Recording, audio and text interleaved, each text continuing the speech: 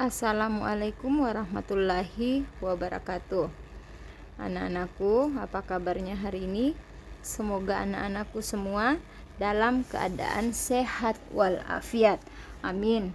Jadi hari ini kita sudah masuk ke kita sudah masuk ke tema 4, yaitu sehat itu penting. Dan kita mulai pada subtema 1, peredaran darahku sehat.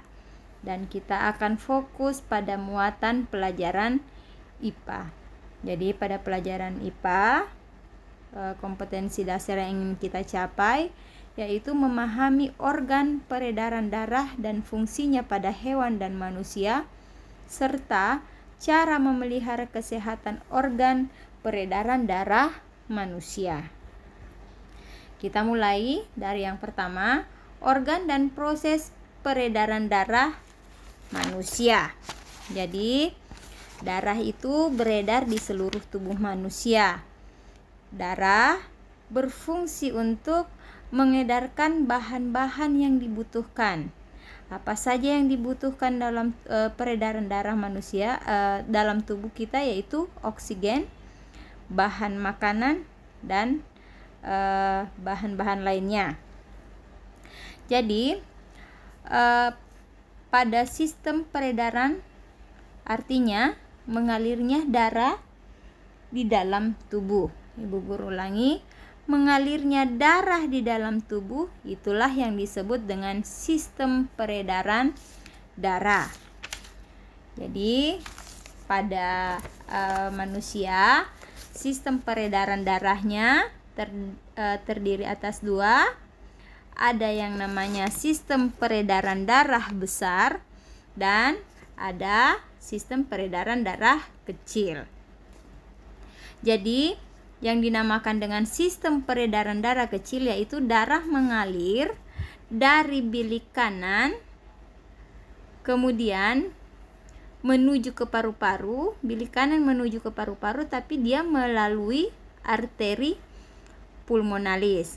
Kemudian di dalam paru-paru ini terjadi pertukaran darah yang banyak mengandung karbon dioksida atau CO2 dengan darah yang banyak mengandung oksigen atau O2.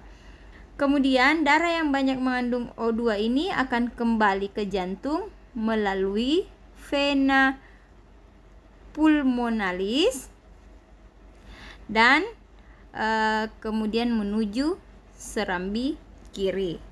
Jadi dari bilik kanan dia melewati arteri pulmonalis, kemudian menuju ke paru-paru. Di sini bertukarlah darah yang mengandung karbon dioksida dia bertukar dengan yang mengandung oksigen.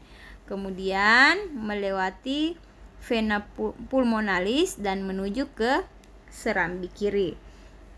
Sebaliknya, sistem peredaran darah besar dia dari bilik kiri.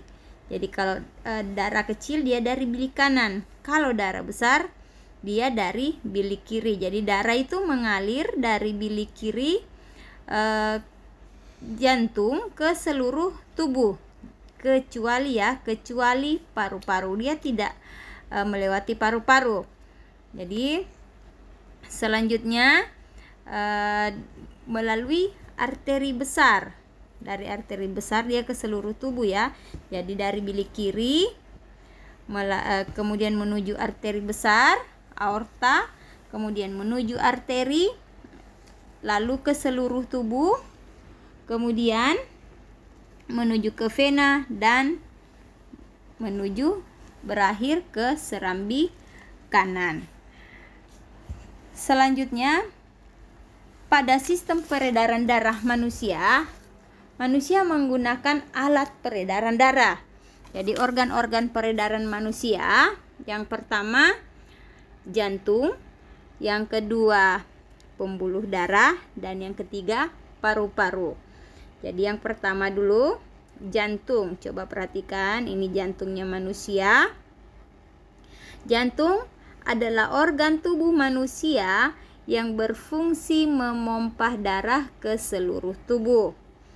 Jantung tersusun atas kumpulan otot-otot yang sangat kuat yang disebut dengan miokardium. Jadi jantung itu memompa darah dengan cara berkontraksi dan berelaksasi secara bergantian, sehingga jantung kita berdenyut, kemudian mengembang dan mengempis. Jadi jantung terletak di dalam rongga dada sebelah kiri. Jadi dia berada di sebelah kiri rongga dada kita ya. Ukuran jantung itu kira-kira sebesar kepalan tangan pemiliknya. Jadi sebesar kepalan genggaman. Satu kepal ya. Satu kepal tangan pemiliknya. Jadi jantung terdiri atas 4 ruang. Ada yang namanya serambi kanan, ada serambi kiri, ada bilik kanan, dan ada bilik kiri. Coba perhatikan. Ini ada serambi kanan, serambi kiri, bilik kanan, dan bilik kiri. Kemudian antara bagian kanan dan kiri jantung, jadi bagian kanan dan kiri jantung itu ada yang membatasi, yaitu sekat jantung yang dinamakan dengan katup jantung. Katup jantung fungsinya itu mencegah bercampurnya darah yang mengandung oksigen dengan darah yang mengandung karbon dioksida. Otot penyusun bilik jantung lebih tebal dari otot pada serambi jantung. Ini disebabkan karena tugas bilik jantung lebih berat, yaitu memompa darah keluar dari jantung ke seluruh bagian tubuh. Kemudian kontraksi dan relaksasi pada jantung itu mengakibatkan terjadinya denyut jantung atau denyut nadi. Jadi ketika jantung memompa darah ke dalam pembuluh nadi, pembuluh tersebut ikut berdenyut.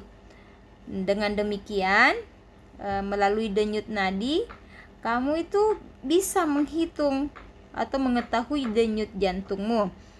Jadi denyut nadi akan terasa jelas dengan menekan pembuluh nadi pada pergelangan tangan. Bisa dipraktekkan nantinya. Anak-anakku silahkan pegang pada pergelangan tangannya. Ada yang berdenyut. Kemudian ada pada bagian leher di bawah telinga. Di situ ada yang berdenyut juga.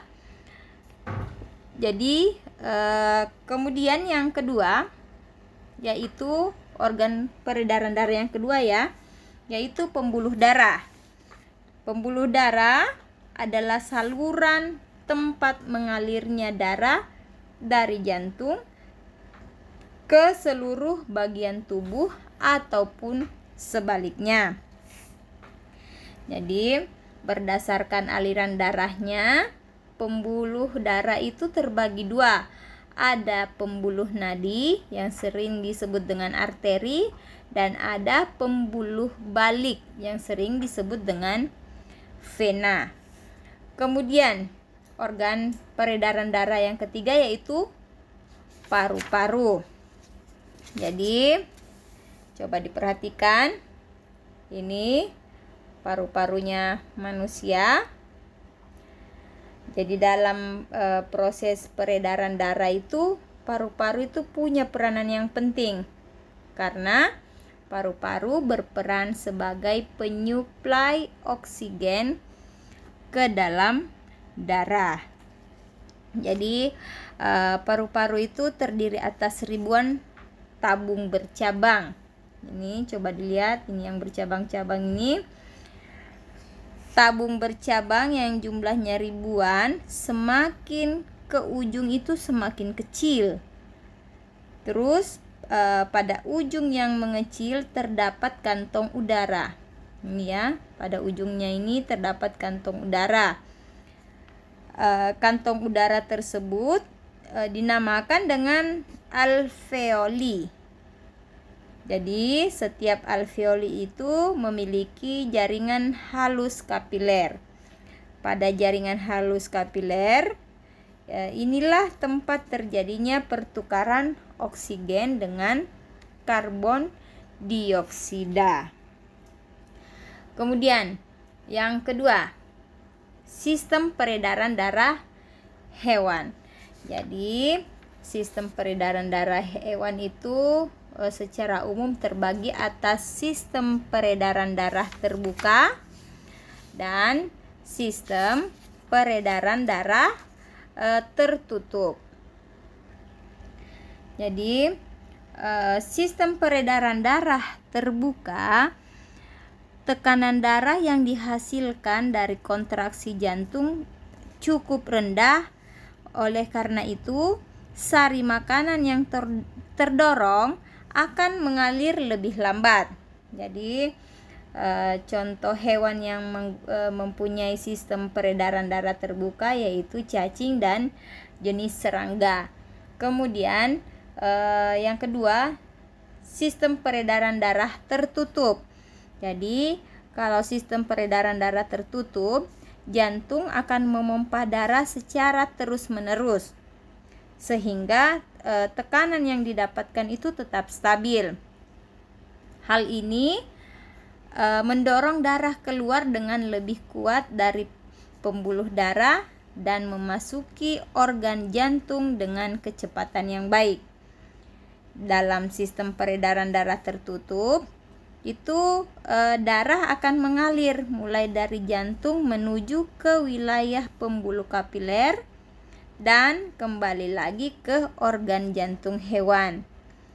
Sistem peredaran darah tertutup punya banyak kelebihan dibandingkan sistem peredaran darah terbuka.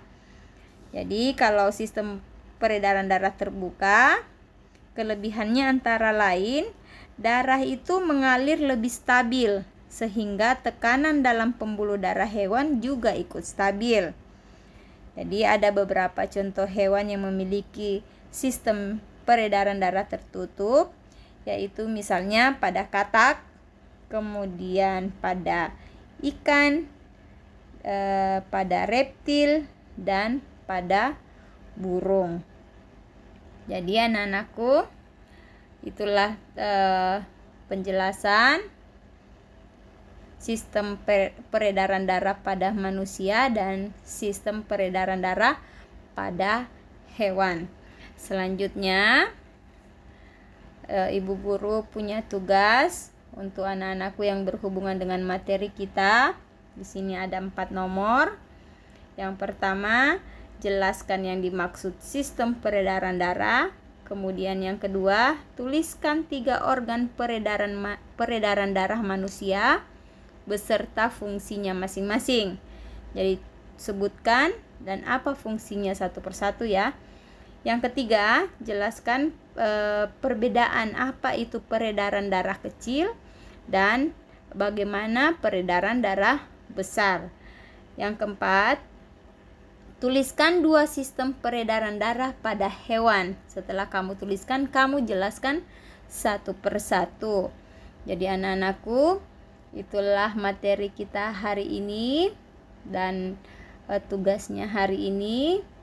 Ibu Guru ucapkan selamat belajar, selamat mengerjakan tugasnya, dan terima kasih.